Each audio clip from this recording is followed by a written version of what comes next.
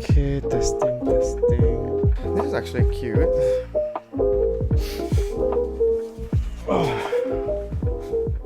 Bismillahirrahmanirrahim. Action. Family culture at the workplace is toxic, in my opinion. Before I tell you why, hello and welcome to another episode of IZZY Does It with me, Iskandar Karim. Have you ever heard the term, "We are family," and you guys start to sing Kumbaya at the workplace? Well, honestly, whenever I hear someone say that, I feel like I want to fucking puke. Not because I have anything against the company or the person saying it, it just opens up old wounds. Being part of a close-knit community or a family can provide us with a sense of belonging. At work, family culture can provide us with the same feeling. However, there are downsides to this. In this episode, we will explore the pros and cons of family culture at work, the red flags to look out for, and ways to maintain healthy boundaries. I'll also explain why I personally think it's toxic in the long run. But first, what do I mean by family-like culture at work? It's a work environment that feels similar to that of being around your family, or how typically it is like being in a family. By having figures that you look up to, which is normally the boss or someone you report to, oftentimes you may even refer them to as kaka, like kaumi or abang, bang noir, whoever. Then you have your workmates who you consider as siblings, as your fam. The feeling of supportiveness, nurturing, and the sense of belonging at the workplace can make it seem like it's family-like. You can feel this way in a professional work setting too, but the major difference is that you communicate in a more respectful and professional manner, and you don't talk about personal shit. Once you leave work, that's it. Whereas in a family-like culture, your colleagues or your bosses encourage you to hang out and lepak very often outside of work. And because of that, they slowly become part of your life. Sounds harmless for now, but I'll get to it later. Usually this happens in smaller organizations because of their micro scale.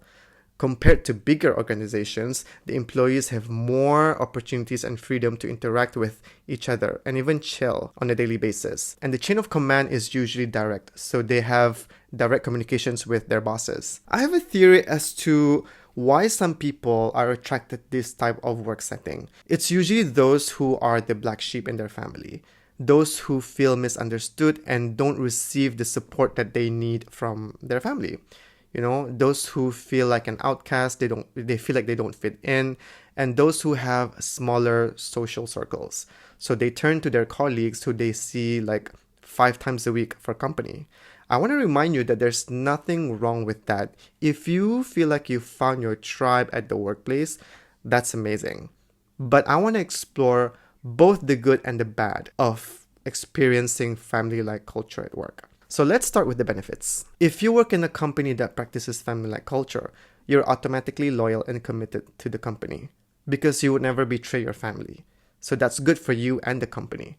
Communication is also easier, which can lead to better collaboration and problem solving among colleagues. You experience high team morale because you feel like you're part of something. You are surrounded by like-minded people, and that energy can be contagious, so that encourages you to be more productive and cohesive. You feel happy because you're satisfied with your job and the support system that you get from your colleagues, which is in turn good for your well-being. For the company, this culture can cause high retention rates because their employees feel valued, motivated, giving them zero reason to leave.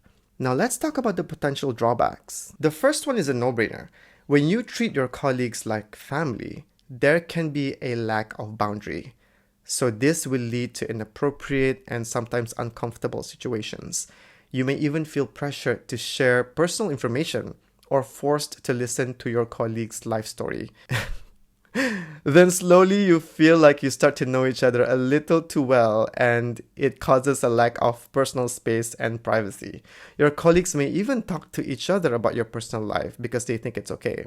The next drawback is that you may feel the pressure to conform to certain expectations, behaviors, or activities just to fit in with everyone else. Basically, you're forced to go with the company's flow, or else you'll start to feel like an outcast and be left out. As a result, this can make you become inauthentic, or for lack of a better word, fake. For example, like hanging out after work when you just want to go home and chill. But everyone's like, bye, ikot sadya, bahapit ako joy. It's not like you have better plans. So this may sound or feel harmless in the beginning, as you probably enjoy their company as part of the getting to know each other phase. But sooner or later, it can feel forceful. Another con is that the company may start to practice favoritism. This is a bit difficult to point out or have like proof or evidence because it can easily be dismissed. But people aren't stupid. It's noticeable, but not everyone is brave enough to point it out because of the fear of being called dramatic or being accused of overanalyzing a situation, or worse, simply just being dismissed. So this can cause resentment and conflict among employees, making it a toxic work environment. Branching off from favoritism, practicing family-like culture at your workplace can also create exclusivity amongst colleagues.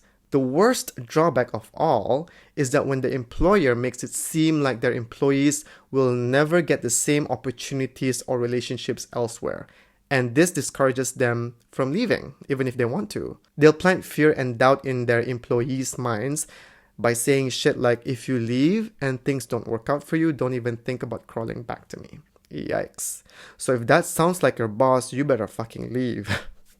That is why it's very important to set boundaries from earlier on, so they know not to cross it and treat you with respect, they being your colleagues.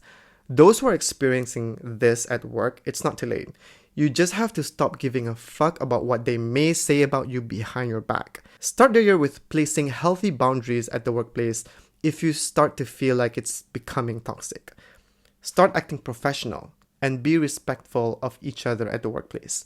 There is a time and place to joke around, but when it's working time, it's very important to maintain professional behavior. Unfortunately, there are some jackasses who aren't able to be professional. If you experience this, try to explain to them why it's important to practice professionalism. And if they can't accept it, then start putting them on an arm's length, because you don't need another asshole in your life. One is enough. Know when to open up and when to shut up, especially when it comes to talking about your personal life. If you know your colleagues are discussing your personal life behind your back and that makes you uncomfortable, never make the same mistake again. But also, find out what the intention is, because it does make a difference whether the intention is good or bad. Not everyone is out to get you joy at the same time. It depends on your experience and how you feel about it. Remember though, it's very important not to assume. And if you want to get a clearer picture, talk to them about it. Some of the red flags that you should be looking out for is, of course, if someone shows they have a lack of boundary,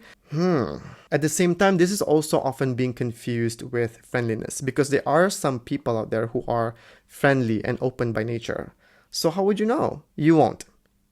You have to just take some time and get to know them, because people's true colors will eventually show. Another obvious red flag is when you feel forced to join a certain activity or outing outside of work, and that doesn't involve work at all. It's just to lepak and hang out. You can say yes a few times just to be polite, but later on when you start to decline, they start acting differently towards you, like making fun of you, calling you a loser or whatever. This is a huge red flag. And finally, when you want to leave the company, everyone starts talking shit about you. Some people are worried of becoming the topic of gossip or being talked about in a bad light. Why do some people care about this?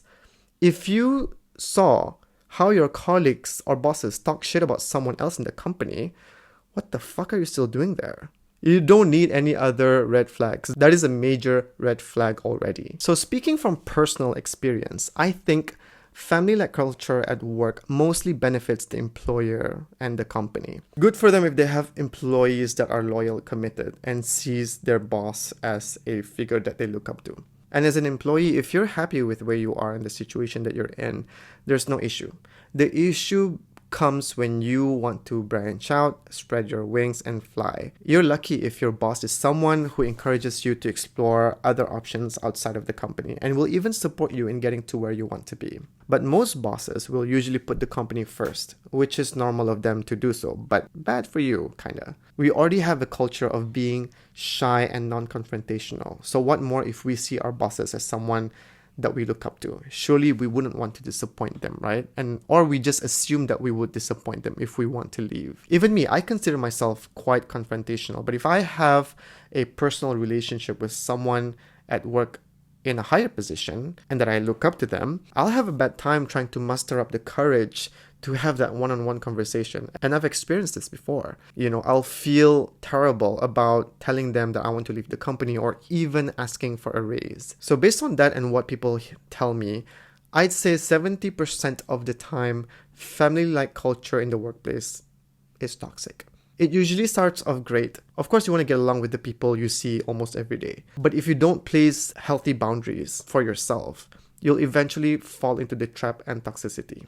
So yeah, that's all I have for today. Kind reminder that if you experience a family-like culture at your workplace and it's going amazing, good for you. Keep it up. It's rare for an organization, especially smaller ones, to treat their employees with respect and dignity. So it's definitely a good place for you to work and grow. Thank you so much for watching and listening. As usual, feel free to let me know what topics you would like to hear me discuss in the future episodes by commenting down below. Or follow me on IG. You can send me a DM. You can also follow it for news and updates. I'll see you next week. Assalamualaikum. Bye.